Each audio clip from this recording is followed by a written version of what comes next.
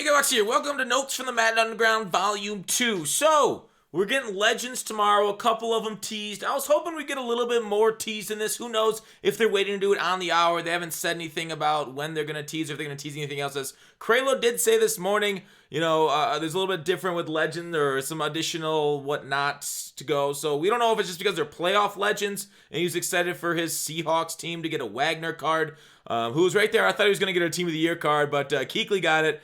Ideally, Wagner would have got the Team of the Year. Then we could have got like a tribute, Kuechly, hopefully been like 97, 98 overall, something cool like that. But Wagner coming out with very similar stats as Mr. Kuechly. Hit power, zone coverage solid, speed 88. Of course, it'll be boosted up with the power up, with the Seahawks chem if you run a theme team and brawler, so on and so forth. So overall, nothing too exciting when you compare him to, say, someone like, on my team right now, I got Patrick Willis.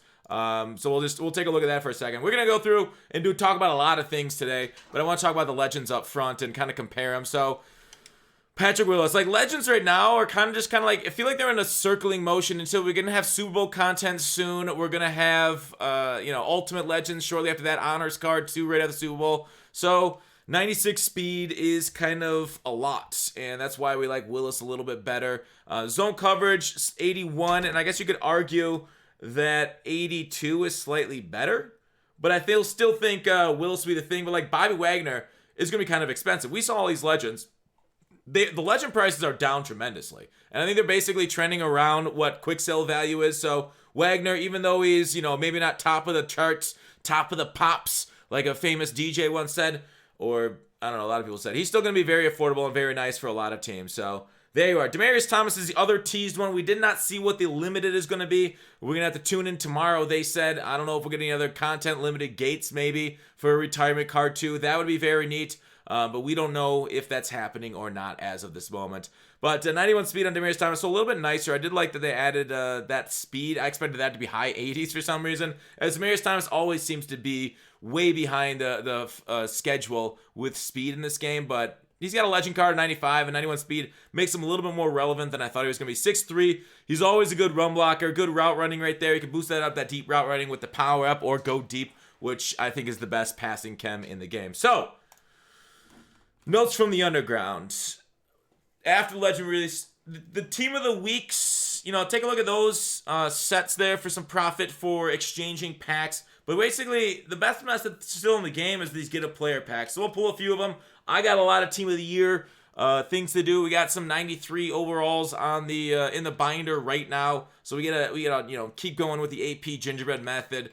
So I want to talk about a couple things, which is relevant content. We got some Legends that are very good, right? Maybe not top of the charts, but they're relevant. They're very usable. They're not better than Willis. They're not better than a lot of things that we've gotten already. Not better than Moss, their wide receiver. But they're very much usable cards. Why aren't we getting more usable cards in this game? Why are veterans coming out like Robert Griffin and Thomas Davis? Why are they putting this into the game? Like, they do the hard part of actually creating these cards, putting them in, but they give them 90 overall, 91 overall. That's not usable, not even for theme teams. These still are going to get destroyed by a lot of the squads that you see out there, but most of the things that you're facing, weekend leagues, so forth, in online play. Like, I get it. They're like, oh, we can't do everything as the best thing possible. Maybe there'd be a lack of excitement. But, like, I feel like there's certain cards that sure should push the meta forward. But, like, once we get those cards here, we need cards that, like, catch up so that way every game isn't against the same roster over and over. Like, push the stat boundaries forward with your Mosses, but then go ahead and bring up some receivers behind them, like that Demaryius Thomas, that maybe not as good as Moss, but is definitely very relevant. So hopefully we get more things in the future that like they recognize, hey, it'd be kind of cool to have a variety of squads out there rather than everybody running the same 5 guys every year over and over. It's always LT. It's always Michael Vick. Although Michael Vick does have some competition this year, it's always the same dudes over and over, or seemingly.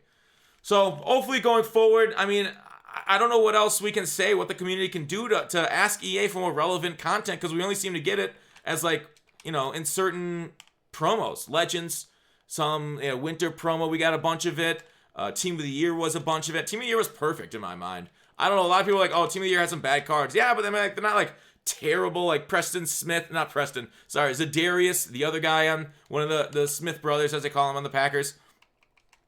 So, hopefully more of that going forward. With that, the meta right now is kind of frustrating. Cards that are coming out, content that's boring. My favorite part of MUT is trying out new cards and stuff like that. The meta, okay? The meta right now is pretty stale. It's basically from a variety of formations. Send 7, call a cover 2 or cover 3 shell, and then user behind it.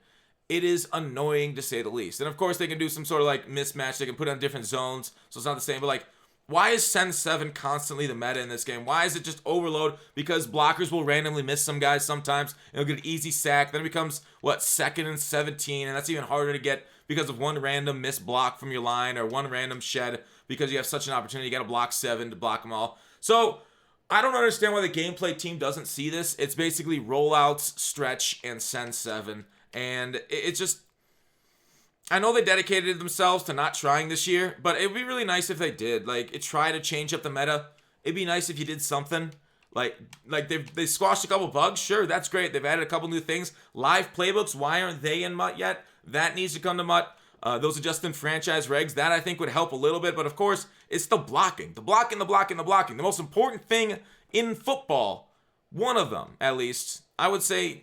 probably the most important. Offensive linemen, I think, are more valuable than skill positions in football, but it's not that way in Madden.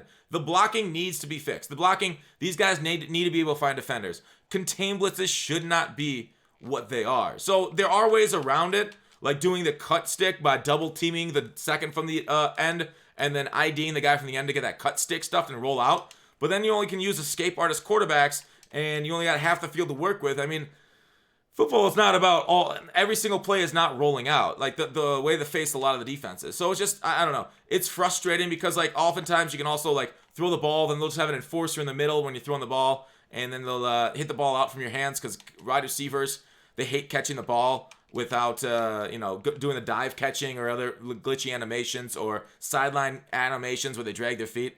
So otherwise, like, I don't know. There's just too much problems with the game with balance. Catching in traffic too, and blocking. So, man, I really hope a patch, but it doesn't seem like they're going to do anything to either the run game or that. It sucks because this is our football game, the only one in the NFL, and the only thing we have to play is non-NFL type schemes. It's very hard to play coverage in this game because of the contain blitzes, because of the ability to kind of like roll outside the pocket, then your zones randomly run at players so they don't recognize players on the other side of the ball. So the meta is super annoying right now.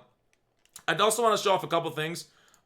This is kind of like maybe a little older news, but Jake Stein tweeted out they're going to bring back alternate uniforms, and Series 5 is going to have MUT Master. So I actually sold off my Sean Taylor because Tillman, it's either like next Friday or the Friday after. And I have Jamal Adams and Minka still. Now you can argue, hey, you should use one of those guys. But, Adams, Minka, I got Willis as a user, as a player there. Palomalu's still in the game. Ronnie Lott's still on my team because they're on 49ers Steelers theme team combo.